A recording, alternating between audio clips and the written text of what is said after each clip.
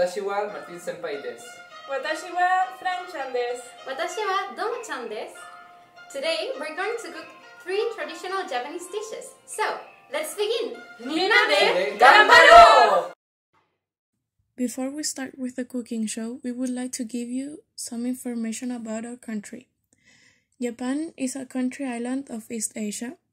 The capital of the country is Tokyo. It's also part of the Ring of Fire, which means they also have earthquakes, tsunamis, and so on. It has a constitutional monarchy in which the emperor in the actuality is Naruhito. It has a population of 125 million people approximately. The country is known for its art, culture, food, music, animation, and sports. And in Japan, the people use characters to write. As our appetizer, we have onigiri. Onigiri, as we know it today, dates back to the Heian period, in the mid-9th century when boiled and sticky rice started to be used to make cylinder-shaped rice balls called tonjiki. During the Kamakura period, in the early 13th century, many samurais stored rice balls wrapped in bamboo leaves as a quick lunchtime meal during war. The use of the seaweed started during the Edo period in the 17th century when people decided to wrap onigiri in seaweed in order to avoid having sticky hands when eating one. The fact that onigiri was healthy and easy to transport contributed to its success. In the Edo period, onigiri was considered as a carrying food. If you look at the picture, you can see the travelers eating onigiri happily. In Japan, onigiri rice balls are more common than sushi. And in Japanese culture, making onigiri is a way to show love. Also, onigiri is a comfort food in Japan. People bring rice balls for lunch. They are good for a picnic, field trip, and school event because they are easy to carry. The onigiri is also called omusubi depending on the regions. There's a theory that claims that omusubi are named after Takami Musubi and Kami Musubi, 2 of the creation gods from the Japanese mythology. Japanese people of old, who defied mountains as gods, would share in that divine power by molding their rice into mountain shapes. These were then called omusubi. Hello! Now, to begin with our tour of traditional dishes, we have onigiri as an appetizer. Now, which ingredients do we need? First, we need 2 cups of rice, seaweed, a can of tuna fish, and a little bit of mayonnaise. First of all, we pour the 2 cups of rice into the pot, and then we need to wash it. We wash it 3 times.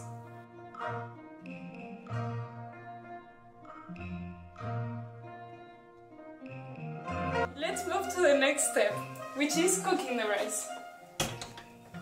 For this, we need to cook it in medium heat for 20 minutes, and we have to cover the pot with the lid. In the meantime, now we are going to prepare the filling. For this, we only need the tuna fish and the mayonnaise. Now, the only thing that we have to do to make the filling is mix these ingredients up.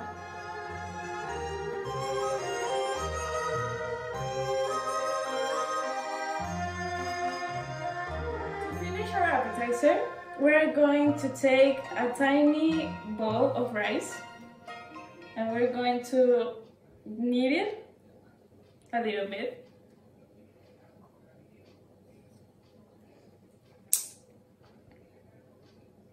And then we pat a little bit the tiny bowl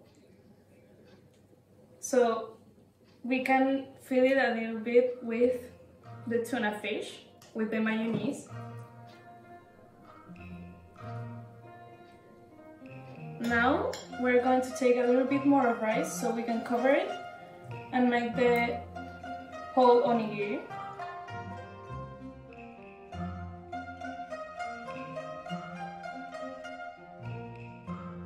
Now that we have the shape we wanted, the last thing that we have to do is take a strip of seaweed and wrap it in the onigiri, like this. And that way you have it ready.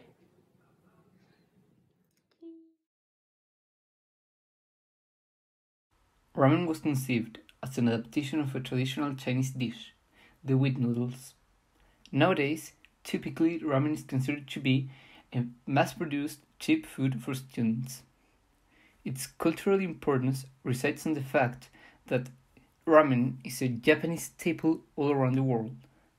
And a famous story about them is that after the Second World War, ramen saved Japan from a hunger crisis. As our main course, we are going to be cooking ramen. All the ingredients we need are on this table. We need ramen noodles, seaweed, scallions, carrots, shiitake mushrooms, bean sprouts, ginger, eggs, tofu, garlic, apple vinegar, soy sauce, salt, chili sauce, sesame seeds, oil, chicken stock, ginger powder, black pepper, star anise, and honey. The first thing we have to do is to cut the tofu in tiny cubes and then mix it all with the marinade in which we are going to let it for 30 minutes.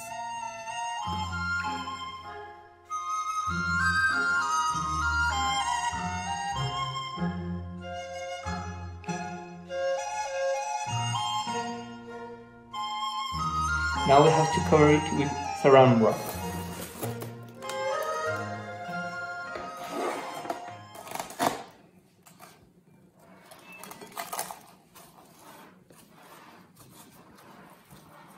And now into the fridge it goes.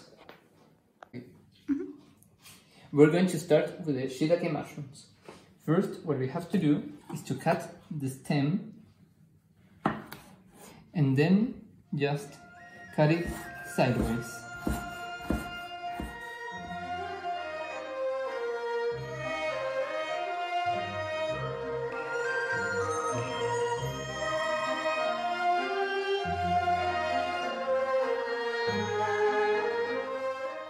Now we have to peel the carrot and cut it in long strips.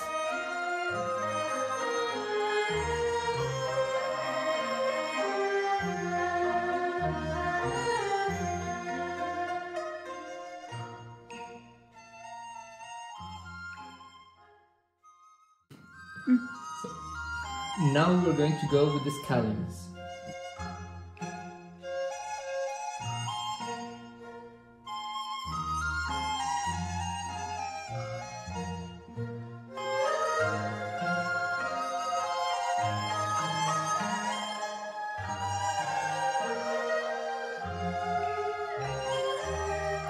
To start with our broth, we need to add to a large pot 2 tablespoons of oil,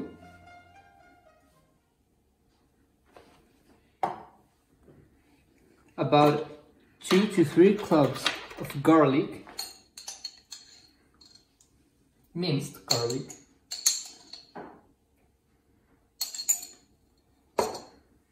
and some ginger powder.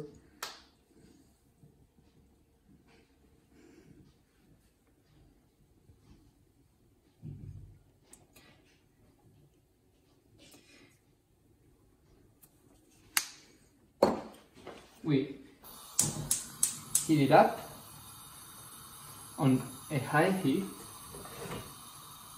and we stir.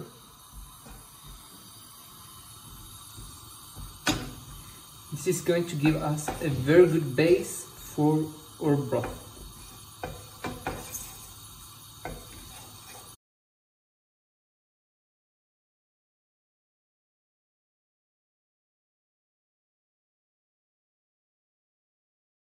And finally, we need to add some soy sauce, about 100 ml or more depending on your taste, and the seaweed, which is going to give it a very deep flavor.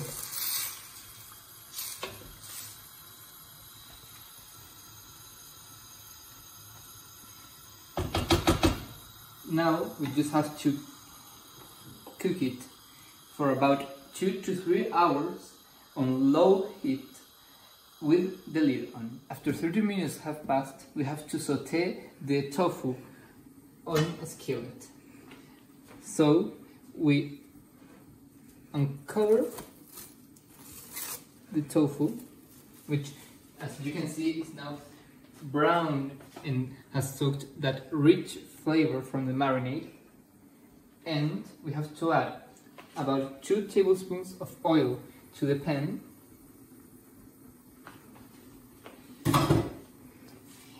and turn the heat on.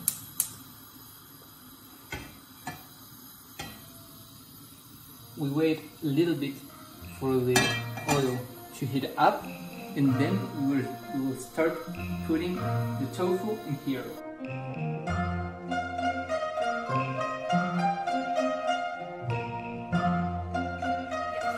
So now that our tofu is golden brown, we are going to add the rest of the marinade on top of it.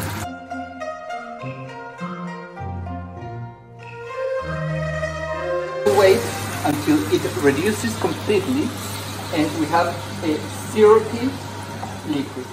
Now that our marinade has reduced down, we just have to turn the heat off and wait for it to cool down. Here we have 2 pots with water in which we are going to add the ramen noodles and the eggs. The eggs, we want them to be hard boiled. So first we are going to add our ramen to this pot, and we are going to wait for around 6 minutes for them to be fully cooked. Now we are going to add our eggs to the boiling water, and we want them to be there for around 12 minutes. So now that our noodles are completely cooked, strain them. Now all we have left to do is to build our ramen.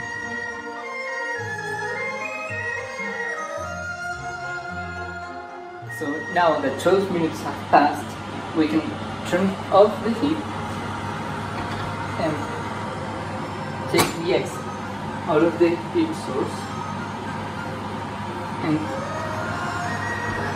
take them out and put them on an ice pad where they have to stay for a little while, some 2 to 3 minutes.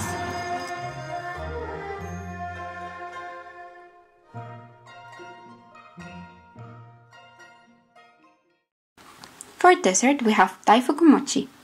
The pounding process of making mochi originates from China, where glutinous rice has been grown and used for thousands of years. A number of Aboriginal Chinese tribes have used this process as part of their traditions. In folklore, the first mochitsuki ceremony occurred after the kami are said to have descended to earth, which was following the birth of rice cultivation in Yamato during the Yayoi period. Time it was eaten exclusively by the emperor and nobles due to its status as an omen of good fortune. During the Japanese Heian period, mochi was used as a food for the gods and in religious offerings and Shinto rituals performed by aristocrats. In addition to general good fortune, mochi was also known as a talisman for happy marriages. The first recorded accounts of mochi being used as a part of New Year's festivities are from the Japanese Heian period. The nobles of the first court believed that long strands of freshly made mochi symbolized long life and well-being, while dried mochi helped strengthen one's teeth. Daifuku mochi is translated as big belly rice cake, and mochi is regarded as bringer of good luck. Daifuku was originally called Habutai mochi, which means belly thick rice cake, because of its filling nature. Later, the name was changed to Daifuku mochi, which means big belly rice cake. Since the pronunciation of fuku, which means belly, and fuku, which means luck, are the same in Japanese, the name was further changed to Daifuku mochi, which means Great Luck Rice Cake, a bringer of good luck.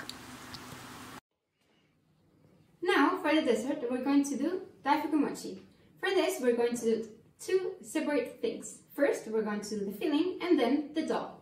For the filling, we need a cup and a half of sugar and red beans. A cup of red beans, but we already bought them cooked because for the preparation of the red beans, you need to cook them for 2 hours and it will take too long. So we're only doing the anko in this video. Now we're going to strain the beans. And after they're strained, we're going to put them in the pot to move to the next step. Now, for the next step, we're going to add the sugar. And we're going to turn the heat up till medium-high.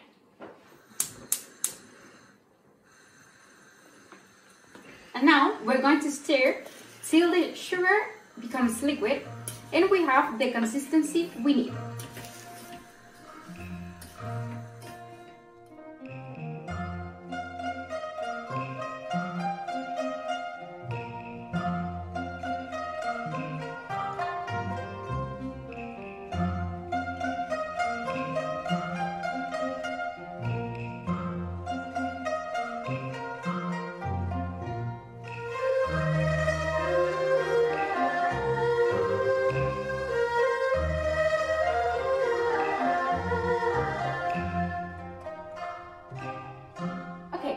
Now that we have the consistency we desire, we're going to let this cool off and we're going to move on to do the dough. The ingredients for the dough are 2 cups of rice flour, 3 cups of sugar, and 3/4 cup of water.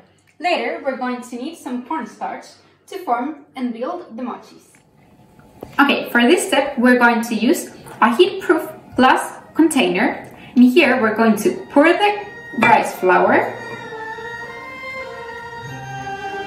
and the 3/4 cup of water.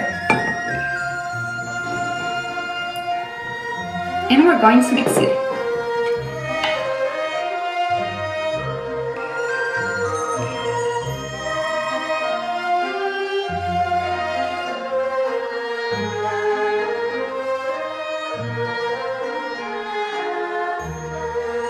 For a while, and it looks like a soft dough, like this. We're going to let it steam for 20 minutes.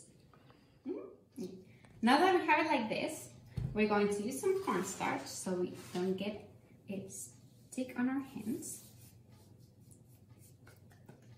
And we are going to take a little bit of the dough and we're going to shape it like a circle, like this. So we make some space for the filling we did before. Now, we take a little bit of anko and we put it inside. Now, we're going to wrap it like this.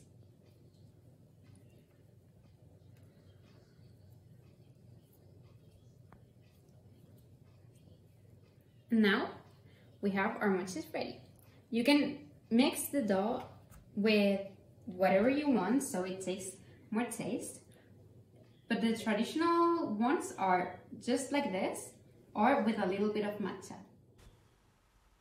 After having cooked these 3 traditional Japanese dishes, we were able to learn new facts about Japanese culture, but was the whole point of our presentation. Through the food and the recipes, we were seeking to learn more about Japan, but from a new perspective. Getting to know this delicious cuisine was a complete experience on its own. We loved the flavors and textures we got to taste while preparing these courses, and we are pretty sure that everyone should cook, or at least try, one of the many options that Japan has to offer. Thank you for watching our cooking show. We really hope you enjoyed our tour of traditional Japanese dishes. ¡Arigatou gozaimasu!